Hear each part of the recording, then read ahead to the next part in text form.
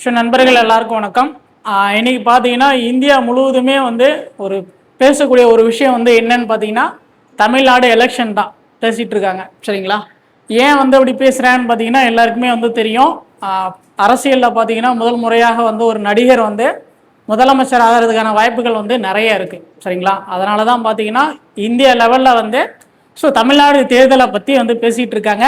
அதில் குறிப்பாக பார்த்தா இந்த தமிழ்நாடு தேர்தலை பார்த்தீங்கன்னா டிவிகே வந்து 108 தொகுதிகள் வந்து ஜெயிச்சிருக்காங்க. சரிங்களா? அந்த 108 தொகுதிகள் இருந்தால் வந்து ஆட்சி அமைக்க முடியுமா முடியாதா, தொங்கு சட்டமன்றம் அப்படின்னு சொல்லிட்டு ஒரு கான்செப்ட் வந்து இதில் இருக்குது. அதை பற்றி தான் வந்து நம்ம இந்த வீடியோவில் வந்து பார்க்க போகிறோம். தொங்கு சட்டமன்றம் அப்படின்னா என்ன அப்படின்னு சொல்லிட்டு நிறைய பேருக்கு வந்து தெரியாமல் இருக்கலாம். இந்த எலெக்ஷனுக்கு அப்புறம் வந்து நிறைய பேர் வந்து அதை பற்றி தெரிஞ்சிருக்கான வாய்ப்புகள் வந்து நிறையவே இருக்குது. சரிங்களா? தொங்கு சட்டமன்றம் அப்படின்னா என்னன்னு பார்த்தீங்கன்னா இப்போ எலெக்ஷன் வந்து முடிஞ்சிருக்கு இல்லையா? தமிழ்நாட்டில் வந்து ஒருவர் வந்து ஆட்சி அமைக்கணும்னா அதோடைய பெரும்பான்மை இடங்கள் வந்து அவங்க வந்து வெற்றி பெற்று இருக்கணும். இப்போ டிவிக்கே பார்த்தீங்கன்னா மொத்தமாக வந்து 108 இடங்களில் தான் வந்து வெற்றி வந்து பெற்றிருக்காங்க. சரிங்களா? அவங்க ஆட்சி அமைக்கணும்னா 118 இடங்கள் வந்து அவங்களுக்கு பெரும்பான்மை வந்து வேணும். இப்போ டிவிகேக்கு வந்து மொத்தமாக வந்து 108 இடங்கள் தான் இருக்குது. சரிங்களா? பெரும்பான்மை வேணும்னா அவங்க வந்து என்னென்னலாம் பண்ணலான்னு பார்த்தீங்கன்னா, ஒன்று ஏதாச்சும் ஒரு கட்சியை வந்து கூட்டணிக்கு வந்து கூப்பிடலாம். சரிங்களா? கூட்டணிக்கு கூப்பிட்டு பெரும்பான்மையை வந்து முடிவு பண்ணலாம். இல்லைன்னா வந்து என்ன நடக்கும், இப்போ பெரும்பான்மையை அவர் வந்து நிரூபிக்கலைன்னா என்ன நடக்கும் அப்படின்னு சொல்லிட்டு பார்க்கலாம்.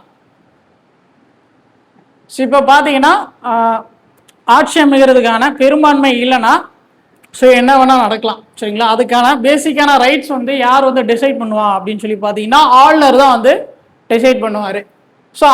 தற்போதைய தமிழ்நாட்டுடைய ஆளுநராக வந்து யார் இருக்கான்னு பார்த்தீங்கன்னா அர்லேக்கர் அவர் தான் வந்து இருக்கார்.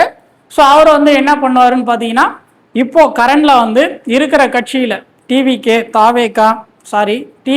டிஎம்கே ஏடிஎம்கே இந்த 3 கட்சிகள் வந்து இருக்குது. சரிங்களா? அந்த 3 கட்சிகளில் வந்து எந்த கட்சி வந்து அதிகமாக வெற்றி பெற்றிருக்காங்களோ அவங்கள வந்து ஆட்சி அமைக்க வாங்க அப்படின்னு சொல்லிட்டு ஆளுநர் வந்து சொல்லுவார். சரிங்களா? ஆளுநர் இருக்கார் இல்லையா, அவர் வந்து இப்போது டிவிகே தான் வந்து லீடில் இருக்காங்க. அவங்க டிவிகேவை கூப்பிட்டு நீங்கள் வந்து ஆட்சி வந்து அமைங்க அப்படின்னு சொல்லிட்டு ஆளுநர் வந்து சொல்லுவார். அதுக்கு பார்த்தீங்கன்னா ஒரு குறிப்பிட்ட டைம் வந்து கொடுப்பார் ஆளுநர். பார்த்தீங்கன்னா குறைஞ்சபட்சம் பார்த்தீங்கன்னா ஒரு 2 வாரம் வரைக்கும் கொடுக்கலாம்.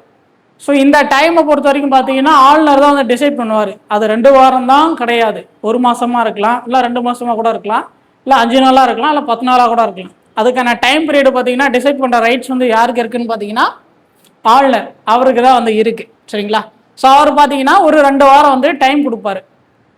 நீங்கள் வந்து இந்த 2 வாரம் வந்து ஆட்சி வந்து அமைச்சுக்கோங்க, இந்த 2 வாரத்தில் வந்து நீங்கள் வந்து பெரும்பான்மையை வந்து நிரூபிக்கணும் அப்படின்னு சொல்லிட்டு ஆளுநர் வந்து ஒரு டைம் லிமிட் வந்து கொடுத்துருவாரு. அதுக்குள்ளே வந்து அந்த டிவிகே கட்சி அவங்க வந்து ஏதாச்சும் ஒரு கட்சியை வந்து கூட்டணிக்கு வந்து கூப்பிடலாம். கூட்டணிக்கு கூப்பிட்டு ஒரு 118 இடங்கள் வந்து பெரும்பான்மை நிரூபிச்சிட்டாருன்னா டிவிகே தலைவராக இருக்க விஜயை வந்து முதலமைச்சராக வந்து தொடரலாம். சப்போஸ் வந்து அப்படி நடக்கலைன்னா என்ன ஆகும்னு பார்த்தீங்கன்னா ஆர்டிகல் 356 குடியரசுத் தலைவர் ஆட்சியை வந்து தமிழ்நாட்டில் வந்து அமல்படுத்துவாங்க. சரிங்களா? குடியரசுத் தலைவர் ஆட்சியை வந்து தமிழ்நாட்டில் வந்து அமல்படுத்தி அதுக்கப்புறமா பார்த்தீங்கன்னா ரீஎலெக்ஷன் வந்து கண்டக்ட் பண்ணுவாங்க. சரிங்களா? ரீஎலெக்ஷனுக்கான வாய்ப்புகள் வந்து இருக்கா அப்படின்னு பார்த்தீங்கன்னா நம்ம பொறுத்து இருந்து தான் வந்து பார்க்கணும். உங்களுடைய கமெண்ட்ஸ் வந்து நீங்கள் வந்து கமெண்ட் பண்ணுங்கள். டிவிகே வந்து ஆட்சி அமைக்குமா, கூட்டணி ஆட்சி அமைக்குமா அமைக்காதா, இல்லை ரீஎலெக்ஷன் வந்து வரதுக்கான வாய்ப்புகள் வந்து இருக்கா அப்படின்னு சொல்லிட்டு நீங்கள் வந்து கமெண்ட் பண்ணுங்கள். தேங்க்யூ.